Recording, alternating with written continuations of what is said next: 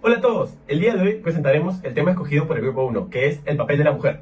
Para darles un poco de contexto sobre este tema, en el siglo XXI las mujeres desafiaron las normas establecidas y lucharon por su lugar en la sociedad, enfrentando desafíos económicos, legales y sociales. A continuación, mis compañeros y yo explicaremos puntos importantes de este tema.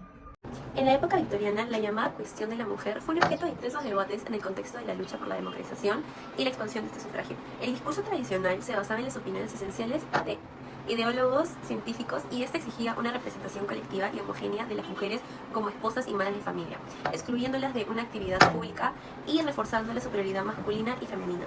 En las décadas del 19, estas afirmaciones comenzaron a ser contrarrestadas por el movimiento de mujeres de clase media que exigía la igualdad entre ambos géneros.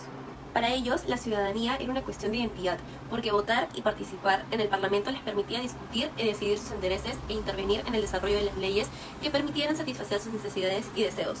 Luchando contra este punto de vista, nació el movimiento sufragista, arraigado en la modernidad y en el núcleo del pensamiento liberal, que luchaba por acabar con la simetría entre los sexos, provocada por el orden patriarcal, para liberarlos de la superioridad masculina. Al mismo tiempo que se registraba el proceso de democratización en Inglaterra a mediados del siglo XIX, se podía identificar los debates sobre el sufragio femenino. Así, en relación con los debates parlamentarios sobre la reforma, se pudo presentar una petición para conceder el derecho del voto a las mujeres, solteras y viudas. Aunque esta fue rechazada, continuó predicando y en 1869 publicó La sumisión de las mujeres, que sentó las bases teóricas del feminismo británico. Desde entonces, se formó un sufragio liberal, heterogéneo y complejo, compuesto principalmente por las mujeres burguesas, que consensaron sus diversas demandas en un llamado a votar y en la participación del Parlamento. Junto al papel de la mujer durante las revoluciones liberales europeas, se suele sostener una historia del feminismo en la modernidad temprana que se presenta de manera acumulativa, en la que las expresiones de la Revolución Francesa aparecen luego de un largo proceso de conquista de espacios relacionados a lo político. Sin embargo, si bien es cierto que la cantidad de mujeres movilizadas políticamente creció en gran número durante la Revolución, también se puede afirmar que la forma de denunciarse como colectivo, la delimitación de aquello ante lo que luchaban y cuáles eran los medios para hacerlo, significaron un gran corte con respecto al carácter democrático radical de los anteriores intentos de reconocimiento político. Las consecuencias de la revolución industrial. La revolución industrial fue de gran importancia para la actualidad debido a que este fue el proceso de renovación en el entorno social, económico y laboral. Sin embargo, tuvo un gran cambio significativo para las mujeres en esa época. A continuación, mencionaré las consecuencias que surgieron. Esto significó un gran cambio para la estructura familiar, ya que los hombres eran los responsables de sostener a su familia. Para ello, tenían que trabajar en las grandes minas y fábricas, mientras que las mujeres se quedaban como las amas de casa al cuidado de sus hijos. En ese periodo, la demanda de la mano de obra fue muy alta, lo que ocasionó que muchas mujeres empezaran a laborar en industrias como la textilería, donde su promedio de edad era hasta los 20 años, es decir, cuando éstas se casaban y tenían sus hijos. Según estudios de John Scott, la mujer se le describía como un ser débil y delicado, por lo que la distinguió con el hombre de acuerdo con el sexo, el material de trabajo y sus técnicas, llegando a una conclusión. Los hombres se encargan de los metales y la madera, las mujeres la familia y los tejidos. En el caso de los salarios, estuvo diversificado por el sexo, donde los hombres ganaban más, ya que tenían que sostener el hogar, y las mujeres ganaban lo suficiente para su subsistencia. Al considerarlas inferiores, no se les permitió formar parte de los sindicatos ni las luchas laborales. No obstante, algunas de ellas marcaban la diferencia, como es el caso de Jane Bouvier, quien trabajó desde su niñez en el servicio doméstico e industrial. Con el tiempo, se volvió modista, y cuando obtuvo más prestigio por su trabajo, abrió su propio sindicato. El rol de la mujer durante el siglo XIX estuvo claramente determinado por su clase social. Por una parte estaban las trabajadoras, que debían insertarse en las fábricas bajo duras condiciones laborales, y por el otro las mujeres de la burguesía, que continuaban recluidas al ámbito doméstico y a los ideales del romanticismo.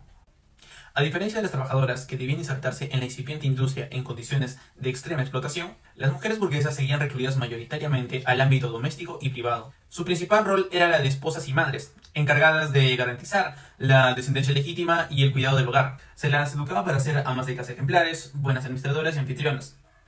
Esto debido a que el modelo burgués de feminidad promovía la delicadeza, la belleza y la expresión contenida de las emociones. La mujer ideal no debía mostrar interés alguno en asuntos públicos o políticos, ni tampoco en el conocimiento abstracto o academicista, pues su lugar estaba en el hogar. Así, mientras las trabajadoras vivían en la proletarización que las empujaba a espacios de las fábricas, las burguesas permanecían aisladas en esferas domésticas que se pretendía como último reducto del romanticismo frente al avance implacable de la industrialización. Considerando lo anterior, se puede observar que el siglo XIX trajo cambios profundos para las mujeres de todas las clases sociales. Para las trabajadoras, esto significaba jornadas laborales agotadoras y la necesidad de combinar el trabajo industrial con el doméstico. Por otro lado, a pesar de las transformaciones económicas y sociales en curso, las mujeres burguesas siguieron confinadas a sus roles tradicionales como amas de casa y madres.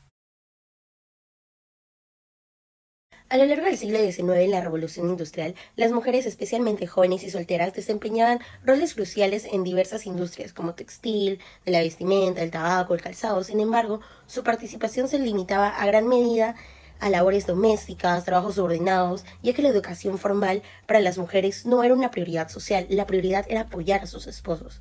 A pesar de estas limitaciones, el trabajo en fábricas brindó a muchas mujeres oportunidades para poder escapar de las dificultades de la vida rural, descubriendo que el empleo en estas instalaciones les proporcionaba una mayor libertad y condiciones de vida mejoradas a comparación con su vida anterior. Gracias a esto lograron alcanzar la independencia económica y perseguir sus propias aspiraciones. Por otro lado, para la Ilustración española, al igual que en la Revolución Industrial, se observa que la educación de la mujer se centraba en inculcar valores considerados útiles para la cultura patriarcal dominante, como el desarrollo del amor, la sensibilidad, la paciencia, la espontaneidad, todo controlado por los hombres. Pero lo que le diferencia de la Revolución Industrial es que a medida que avanzaba la Ilustración, se observaba un creciente interés por ampliar sus conocimientos, llevando así hasta la creación de escuelas específicamente para niñas, financiadas tanto por la Iglesia como por el Estado, buscando contrarrestar la ignorancia femenina y buscar soluciones para mejorar la educación de las mujeres. En la antigüedad, el papel de la mujer en los movimientos sociales estaba fuertemente influenciado por las estructuras sociales y culturales de cada civilización. A menudo eran relegadas a roles domésticos y su participación en la esfera pública era limitada. A pesar de ello, encontraron formas de contribuir participando en protestas y rituales religiosos, a su vez transmitiendo conocimientos y valores a través de generaciones. Este legado histórico nos muestra la resiliencia y la determinación de las mujeres, quienes a pesar de los obstáculos lograron hacer oír sus voces y contribuir a los movimientos sociales. Además, su papel como guardianas de la tradición y la cultura inspira a seguir luchando por la igualdad y la justicia en la actualidad. Las mujeres del siglo XIX, ya fueran santas o amables, dependían de los hombres que las rodeaban porque no podía tomar decisiones por sí misma, debido a su naturaleza débil.